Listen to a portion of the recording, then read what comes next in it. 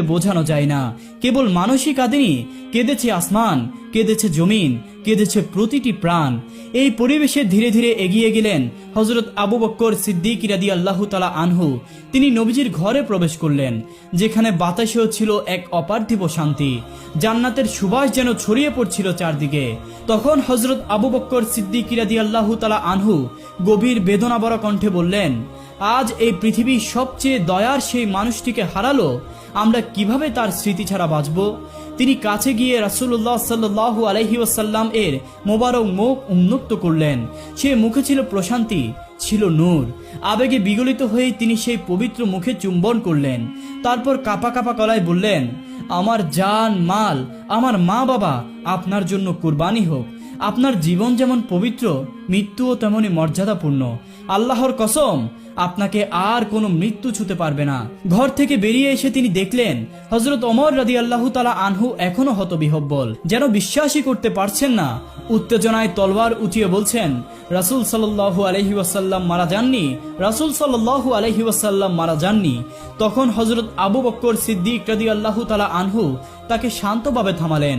কোমল অথচ দৃঢ় কণ্ঠে বললেন, হে ওমর, তুমি ধৈর্য ধরো, নিজেকে সংযত করো, স্মরণ রেখো প্রত্যেক প্রাণীকে মৃত্যুর স্বাদ গ্রহণ করতে হবে। এদিকে হযরত ফাতেমা রাদিয়াল্লাহু তাআলা আনহা ক্রন্দনরত কণ্ঠে বলছিলেন, আমার প্রিয় আব্বাজান আল্লাহর ডাকে সাড়া দিয়ে জান্নাতুল ফেরদাউসে চলে গেছেন, কিন্তু আমার এই অন্তরের জ্বালা, এই শূন্যতার খবর কে রাখবে। এদিকে হযরত আলী রাদিয়াল্লাহু তাআলা আনহু যেন শোকের ভারে ভারাক্রান্ত হয়ে পাথরের মতো নিস্তব্ধ হয়ে গেলেন। কথা বলার শক্তিও হারিয়ে ফেলেছিলেন। প্রিয় নবীর বিদায় বেলায় সাহাবীগণ, পরিবারের সদস্যরা, মুজাহিদরা সবার চোখে এক অভিন্ন বেদনার স্রোত। পুরো মদিনা যেন বাকরুদ্ধ হয়ে নিস্তব্ধ। এমন শোকাকুল অবস্থায়ও হযরত আবু বকর সিদ্দিক রাদিয়াল্লাহু তাআলা আনহু নিজেকে সংযত রাখলেন। তিনি ধৈর্যের সাথে সবাইকে সান্ত্বনা দিতে লাগলেন এবং মুসলিম উম্মাহকে এই কঠিন মুহূর্তে বিভক্ত না হওয়ার উপদেশ দিলেন। প্রিয় নবীর পবিত্র দেহ মোবারক তখনও ঘরের ভেতর শুয়েছিলেন। এমন সময় একটি জরুরি প্রশ্ন সামনে এলো, কে হবেন মুসলিম জাতির পরবর্তী খলিফা? রাসূলুল্লাহ সাল্লাল্লাহু আলাইহি ওয়াসাল্লাম এই বিষয়ে কোনো নির্দিষ্ট নির্দেশ দিয়ে যাননি, যাতে পরবর্তীতে কোনো মতভেদ না দেখা যায়। এই অবস্থায় অভিজ্ঞ ও প্রজ্ঞ সাহাবীগণ একত্রিত হয়ে খিলাফতের বিষয়ে আলোচনা শুরু করলেন। কিন্তু আলোচনার শুরুতেই ভিন্ন ভিন্ন মত দেখা দিল।